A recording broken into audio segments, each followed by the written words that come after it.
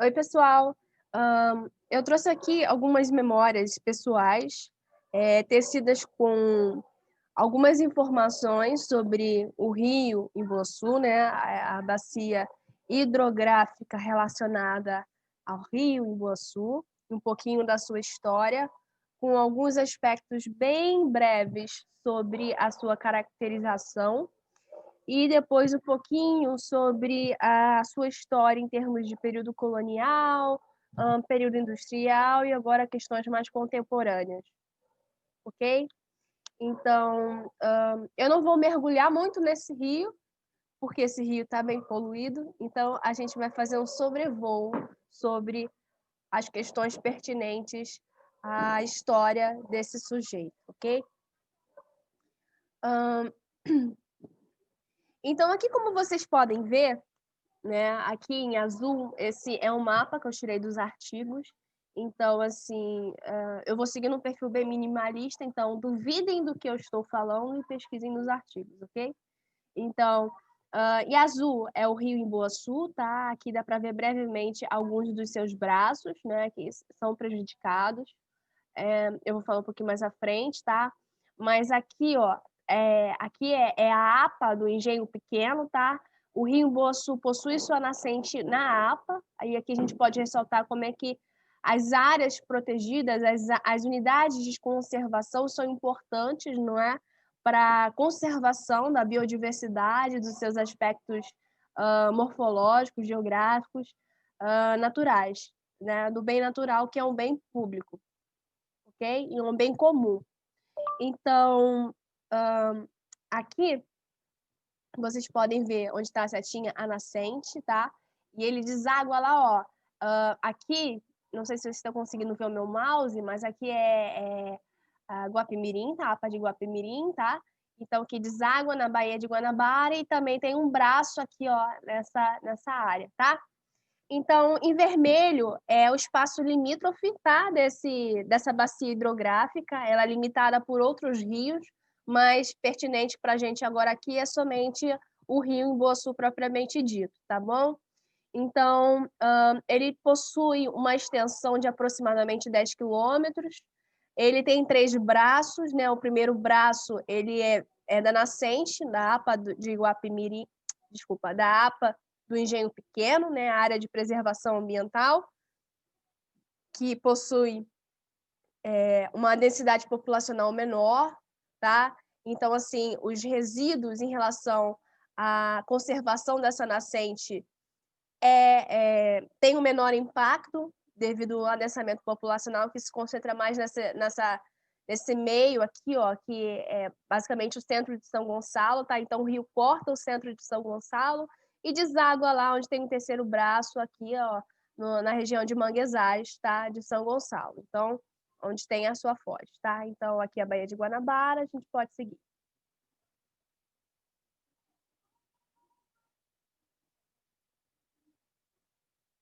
Então, sobre a questão colonial, eu trouxe um recorte, tá? E vocês podem pesquisar depois nas fontes, né? Que o Rio Imboçu ele é tratado na questão cartográfica e na memória historiográfica de São Gonçalo, né? Vários relatos, inclusive questões pictóricas, né? De imagens, pinturas mesmo e produções textuais relatam a biodiversidade da cidade de São Gonçalo. Mas aqui eu trouxe um breve recorte no qual São Gonçalo ainda não era uma cidade, era um aldeamento, e aqui a gente está falando do período colonial, ok? Então, vou ler brevemente. E, assim, essa descrição mostra como é que é importante a questão hídrica, porque, na verdade, ocorria um escoamento das mercadorias relacionadas ao engenho, atividades de engenho e de agricultura, tá? Através de vias fluviais, ok? Então, assim, o Rio Imboçu tinha uma importância econômica, a gente pode dizer assim, tá? Então, assim, desaguava ali nos portos, né? No Porto Novo, no Porto da Pedra.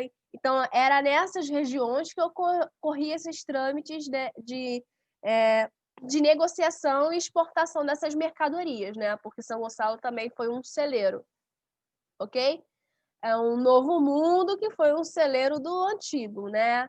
E a gente vê hoje um pouco isso repercutindo nas questões emergentes como a soja. Mas vamos voltar para cá. Então, aqui é importante reconhecer a construção da história social, não é? Que é entrelaçada diretamente com a história natural. Não tem como dissociar a história humana do seu meio, porque o homem, né, a espécie humana, faz parte do meio. Então, é importante que reconheçamos esses olhares, que nossos olhares sejam atravessados, né, por diversos pontos de referência. E aqui eu faço uma ressalva da importância da análise de campo e a importância dos pesquisadores, porque estes estão também construindo memórias, reconstruindo memórias que foram perdidas, não é? Muitas memórias, elas são memórias orais.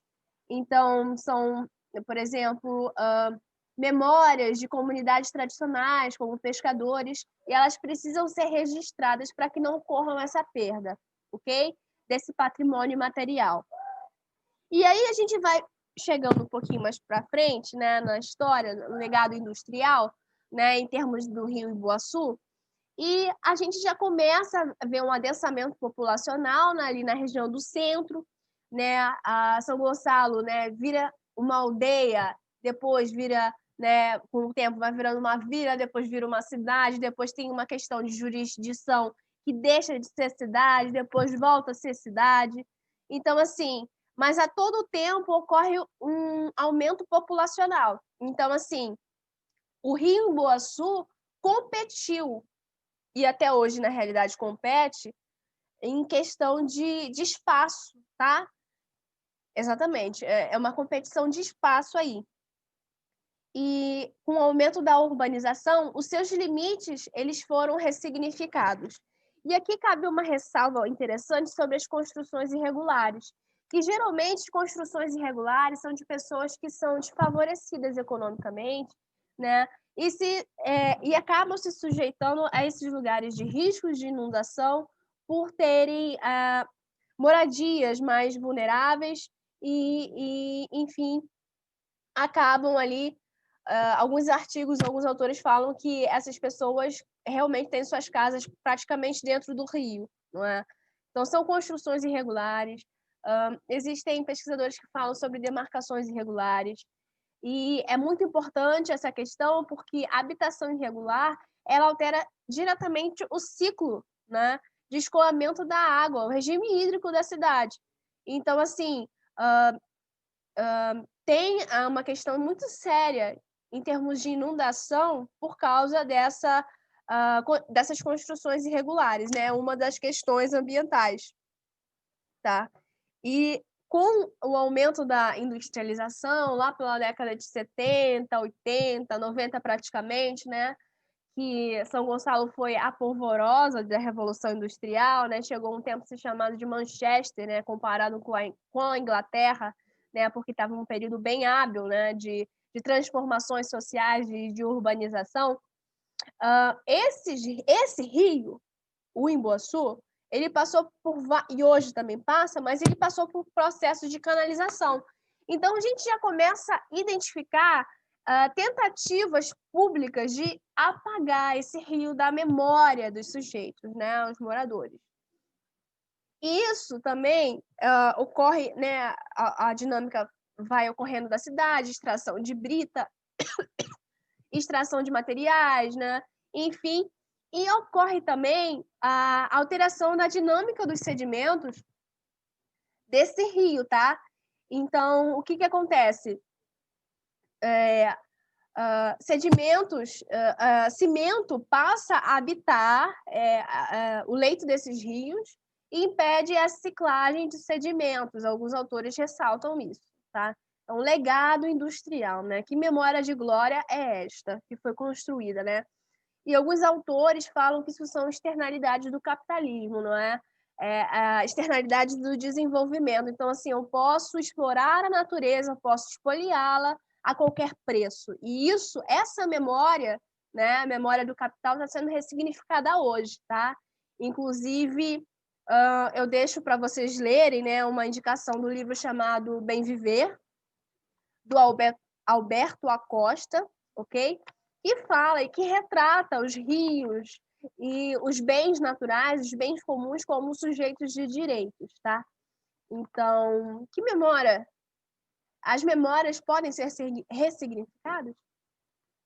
E aí eu trago algumas questões emergentes e não tem como falar de memória sem me citar, porque a memória é pessoal e ao mesmo tempo é coletiva, ok? Então, até hoje, a gente tem questão de despejo irregular, que é uma questão sanitária. O poder público é responsável pela questão sanitária da cidade.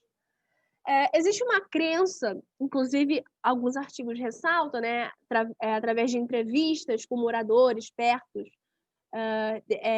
desses braços do Rio Iguaçu, ressalta de fato que não existe uma identidade formada desse rio, nesses sujeitos, né? E aí a gente pode fazer um contraponto com a questão da escolaridade, porque eu atualmente moro no centro e moro aqui perto do Rio Iguaçu. E eu vi uma vizinha que é de classe, posso classificá-la como classe média, e que, de certa maneira, existe uma diferenciação em termos de bagagem cultural e escolaridade, que simplesmente pegou o seu lixo e jogou no Rio Iguaçu. E eu chamei ela e conversei com ela, falei, isso que você está fazendo é um crime, tá? É um crime ambiental. E, enfim, então, assim, não é uma questão somente de escolaridade. Então, essa questão da memória e do pertencimento não está atrelado, né, à questão de conhecimento, mas também ele é atravessado por afetos, não é? E de outros olhares também. E aí a gente tem até hoje essa questão de contaminação das águas. E quando eu estava no centro, eu quis tirar essa foto, eu pedi para o motorista do Uber parar em frente ao rio. E vocês sabiam que passa um rio ali perto da Igreja Matriz de São Gonçalo? E esse rio é o eixo B do Rio Iguaçu? Pois é, existe um rio, né? Apesar da canalização e das tentativas de apagamento desse rio, é esse rio que está na foto. E eu falei com ele, você poderia, por favor, parar em frente ao rio? Aí ele falou, rio? Que rio? Eu falei, você não sabia que aqui tem um rio? Ele falou, rio? Que rio? Quando eu falar para, você para, aí você vai ver o rio. Aí ele parou, eu tirei foto, voltei, ele falou, você quis dizer um lixão, né? Um valão, né? Eu falei, não, eu quis dizer rio mesmo. É um rio. Apesar das condições antrópicas que ele está sofrendo, né? E esses descartes irregulares, né, até de dispositivos eletrônicos, de dispositivos da quarta revolução industrial que a gente está vivendo hoje, não é? Que é a revolução com novas tecnologias, com smartphones, com tablets, enfim. Ocorre despejo desses dispositivos, né, que possuem metais pesados e que perturbam os ciclos biogeoquímicos. Então, o que a gente pode perceber? Os pesquisadores realmente estão percebendo, né, que a balneabilidade desse rio está seriamente comprometida, inclusive com metais pesados, não é? Desaguando lá na Baía de Guanabara, muitos metais pesados. E aí a gente faz uma conexão com esses sujeitos que estão em contato direto com essas águas, não é? Quem são quem? São pessoas de comunidades tradicionais, pessoas que caçam caranguejos, pessoas que pescam. E esses sujeitos estão expostos a esses contaminantes, e não somente esses sujeitos que são os pescadores tradicionais, mas a própria biota e aquele ecossistema ali, ok? Então, a gente realmente consegue ver que a gente está numa crise ambiental que parece uma bola de neve, né? E é um verdadeiro descaso. Então, assim, essa questão de coleta seletiva é uma questão pública. Então, assim, até quando esse descaso vai continuar? E, mais uma vez, eu trago uma memória minha, que foi no período um tempo atrás, acho que 2 anos, e eu vi garis entrando nesse rio para retirada de alguns objetos, algumas sujeiras, ele parece aparentemente estar mais limpinho do que a última vez que eu vi, e eles simplesmente estavam entrando sem, eh equipamento de proteção, sem EPI, sem bota. Isso é um descaso. E eu me indigno com isso, porque eu simplesmente falei: "Vocês não têm botas para vocês entrarem nesse rio? Vocês podem se cortar e vocês podem pegar doenças". Não, a gente não recebe esse material. Então, para onde está sendo direcionada essa verba? Aí a gente já cai numa questão de terceirização de serviços, ok, mas isso não exime a proteção do trabalhador, e a gente está vivendo um regime de recolhida, né, dos direitos trabalhistas. Então, assim, aqui, quanto custa uma vida? E aqui cabe essa pergunta: quanto custa uma vida? Enfim, e fazendo. Isso aqui são imagens autorais, essa imagem à esquerda, isso aqui é uma garça, tá? A imagem direita também fui eu que tirei, 2020, a esquerda foi de 2012, né? E, e o que que acontece? Essa imagem à esquerda eu tirei na Praia das Pedrinhas, porque as garças, elas pescam, né? São pescadoras também. E muito interessante que 2020, né, período pandêmico, eu fui comprar peixe e simplesmente eu vi essa garça querendo pescar na peixaria. E aí eu lanço uma pergunta para os senhores, uma hipótese, tá? Uma hipótese que pode render pesquisas, né? A primeira pergunta é uma pergunta: o que aconteceu nesse período de 12 anos com essas águas? Ok? Como é que está a questão de vulnerabilidade delas? Existem mais metais pesados ou não? Essas aves podem ser bioindicadoras da balneabilidade dessa água que deságua lá na foz, na Baía de Guanabara? Agora eu tenho uma hipótese: será que essa ave que está pescando, ela está querendo pescar esses peixes que estão sendo vendidos, porque eles têm menos, por exemplo, metais pesados? São menos contaminados, porque são pescados mais em mar aberto do que ali perto da Bahia, não é? Então, assim, aí eu deixo uma pergunta, que são algumas fontes, tá? Mas aí eu deixo a pergunta, até quando? Qual é a longevidade do rio? Qual é a longevidade das espécimes que estão sendo extintas? A que preço? E até quando? Né? E eu espero que, de certa maneira, esses questionamentos venham puxar essa indignação de dentro de cada um de nós, que nós somos ligados ao meio que vivemos. Não tem como ele não estar relacionado com a nossa identidade, né?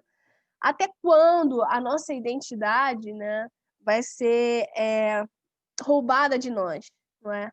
Porque eu estava até conversando com uma amiga, ela falou assim: realmente, a gente colhe o que a gente planta, mas as questões ambientais não foram nós que plantamos, mas nós estamos colhendo, né? A questão desse legado de crise, né?